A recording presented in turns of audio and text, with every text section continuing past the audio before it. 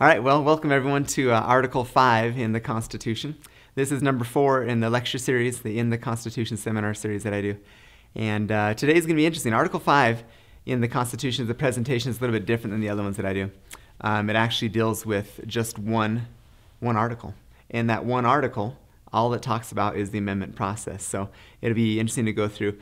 The founders, when they wrote Article 1 about the legislature, and Article 2 about the executive, Article 3 about the judicial, and Article 4 about the states, and then kind of a bunch of other stuff, Article 5 was the article that just addressed how to change the Constitution. Article 5 is kind of funny. There's a fun fact, a little known use. It's one big long run-on sentence. Okay, Article 5 is just one long run-on sentence. And a popular statement today is that the Constitution needs to be living and breathing. It has to change with the times. And I agree.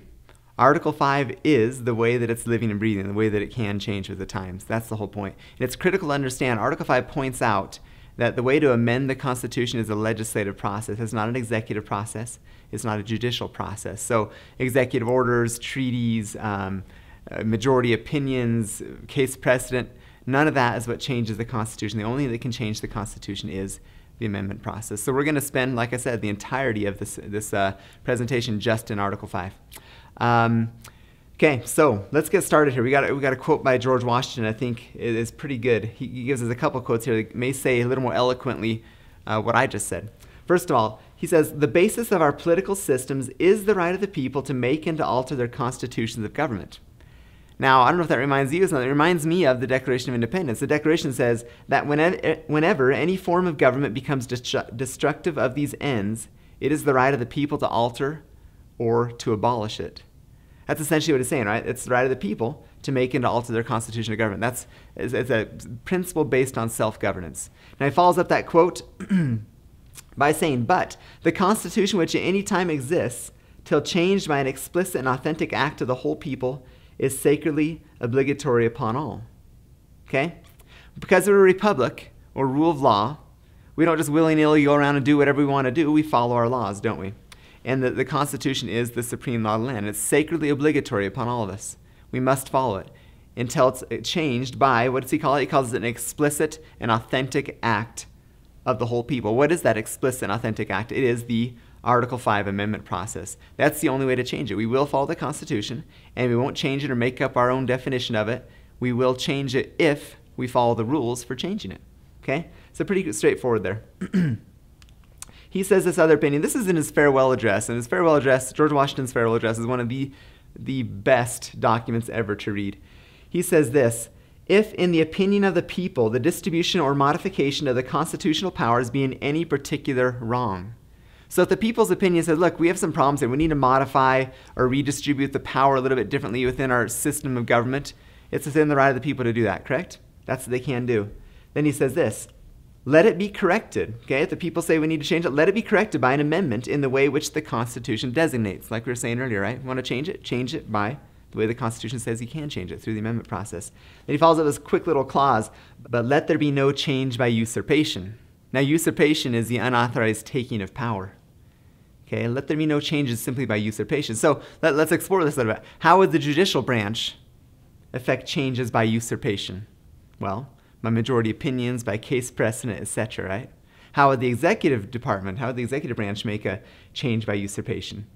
Well, by issuing executive orders, having administrative rulings, having treaties that change the Constitution.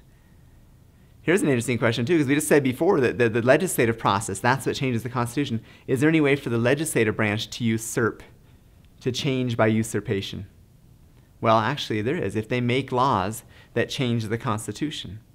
Because the standard to make laws is only a simple majority in the signature, a simple majority in both houses and a signature of the president. But the standard to change the Constitution, as we'll see later as we get into this, is much higher. It's 2/3 of both houses, not just a simple majority, 2/3 of both houses, and 3/4 of the states ratifying the change. So even the legislative process can usurp and change the Constitution outside of the proper amendment process. Going on with this quote, he says this: "For though this in one instance may be the instrument of good, it is the customary weapon by which free governments are destroyed." In other words, let the process work its slow, methodical outcome. Let's not be rash and change the Constitution on any whim and quickly, and because maybe at one time it may seem very necessary, okay? It may be an instrument of good. But really, traditionally, we've seen this story of history is a story of destroying and running all over our law and not having any freedom, having freedom destroyed that way. Okay? So, which is a nice segue into our next slide, okay? How many of you heard of Mark Levin?